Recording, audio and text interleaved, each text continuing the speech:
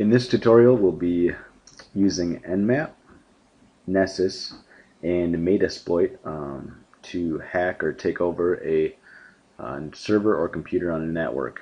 The setup is going to be that we have a small network we're trying to hack or exploit for security reasons, and our goal will just be to own the most vulnerable box or server on the system that we can find. And by own, we want to gain admin privileges to that machine. Then we can do any number of things from a keylogger to a downloading files, exploiting data, all those things. So the first thing we'll do for the network is scan the network with Nmap to see if we can find out what's out there, what's available, what might be the easiest target. So the command I'm going to use for that is Nmap, and you must have Nmap installed to use this. It's not a native Windows command. -O for OS detection, -V for verbose, and then we're going to specify the network we're going to scan. And in this case, it's 192.168.2.0 with a 24-bit mask. Now, in the scenario, we're given a network connection to the network we're trying to exploit. In the real world, you may need to gain access to the network through other means, whether it be social engineering, maybe we're trying to exploit a web server that's exposed to the internet. So there's all sorts of ways. But in this scenario, we will have a connection directly to the network. So we'll start out by scanning the network, and I'm going to do my best to pause the video if there's downtime while it's being scanned, and then start it back up after the scan's complete.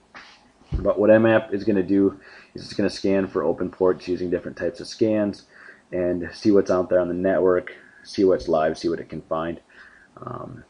And Nmap will also try to guess the operating system of those systems it's scanning. It's not as successful as it used to be. It used to be pretty reliable. Now it doesn't always guess the network, but we'll get other information that can be useful, like host names of the systems, other things like that. So I'm going to pause quickly and come back once the Nmap scan's done. Alright, the scan's still running. Actually, it looks like it just finished up, but I quickly wanted to just mention that there are legalities when doing penetration and network security testing. Basically, my personal rule is to just not touch anyone's network or scan anyone's network or attempt to hack anyone's network at all without their express written permission. And it's important to get that in writing, and it's also important to make sure the person that is giving it to you in writing has authorization to do so. That way you're protected in court if anything ever would come back to you. It's also a good idea to take any liability off yourself. A lot of these scans can be pretty intensive on networks, so you'd hate to bring a network down, especially a production network down. But if we take a look at the scan results here from Nmap, we'll just take a quick look through them right now.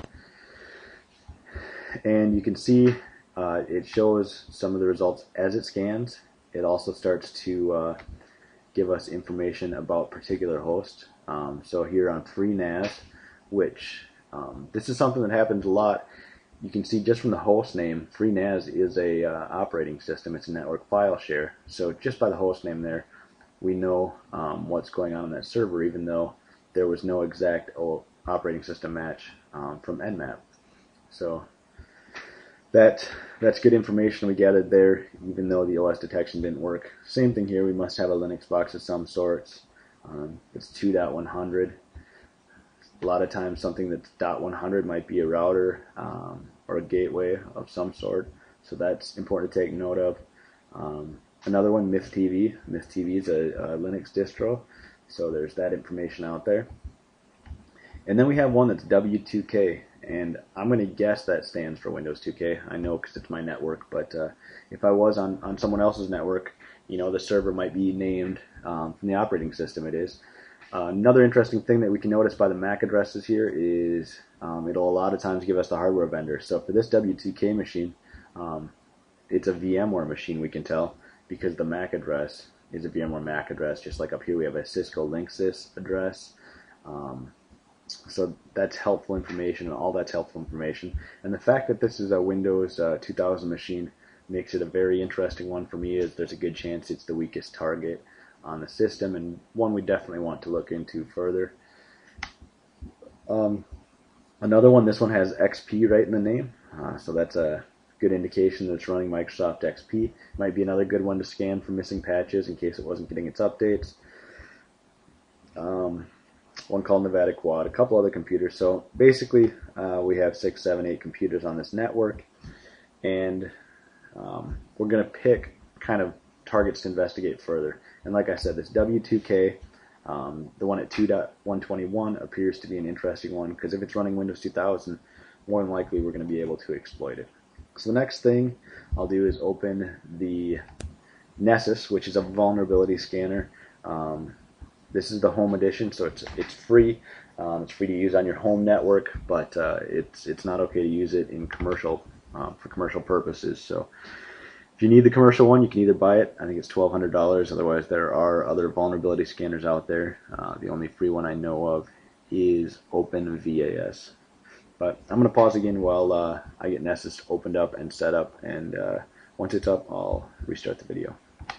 Okay, Nessus popped up for us here, and with Nessus, there's a client and a server side. So I already have the server set up and configured. It's something you have to do when you install Nessus, and we'll save that for another video. But we're going to go ahead and connect to our server. And what it's going to do is it's going to log in to the server. We have a default scan policy. You do need to update your feeds. The weekly free feed, the home feed only updates once a week, I think, while the other feeds updates more often. So we have a default scan policy that's going to use the updates from Nessus for its feeds to scan computers with. And then in this, we're going to put down the target system, which the target system's IP, and we're just going to scan a single host. The target system's IP is that 192.168.2.121. Now we could use Nessus to scan an entire IP range or subnet. The reason I used Nmap first to locate a couple targets I wanted to specifically look at was that Nmap's a lot faster, but its OS detection is not as great. So I'm going to go ahead and start this scan, and we'll kind of see what it gets for results. Now Nessus takes quite a while, even on a single system, so I'll probably pause the video, but it's going to build a tree over here, and in that tree we'll see different ports it finds open, just like Nmap did, but it's going to also go ahead and scan those ports for vulnerabilities. I'm going to pause the video, and once the scan's close to complete, I'll open it back up. Alright, I restarted the video here. It's not close to complete, but the tree started to build here. So it's finding open ports, and it's just showing ones that are open. Now, ones that it finds vulnerabilities with are going to show yellow or red, and we can see the Microsoft DS and Blackjack are already showing up red. That means we have serious vulnerabilities on those ports, and they'd be something for us to possibly exploit. So I'm going to let the scan finish, and then once the scan's finished, we'll look into it a little more. Alright, the scan's not yet finished, but we can start to see some serious risks for this computer that we're scanning. We think it's a Windows 2000 box, and we can see here we have different notifications showing up. Now the blue, they're not too important. They're not really vulnerabilities, they're kind of information. The yellow are going to be warnings, and the red are going to be the ones we want to focus on for this, which are the most dangerous exploits. Now here we have a Microsoft hotfix that's missing for an SMB check. Looks like there's a flaw in the LSAS service. So that's just telling us one of the exploits. We're finding a lot in this box. It must not be very well patched. So what we're going to do is use Metasploit to try to exploit one of these vulnerabilities we found. So I'm going to go ahead and open up Metasploit. And Metasploit on this computer at least is pretty slow for me, so I might need to stop and start the video a couple times while it opens. Alright, Metasploit opened up here, and what Metasploit has is it has exploits and payloads. Now the exploit is the script that we're going to use to deliver a payload. So we're going to look at a vulnerability, we're going to use an exploit to exploit that vulnerability, and then we're going to deliver a payload, which can be either a command prompt, a system prompt, or even a VNC session. So because we're looking at a Windows box, we're going to go under Windows.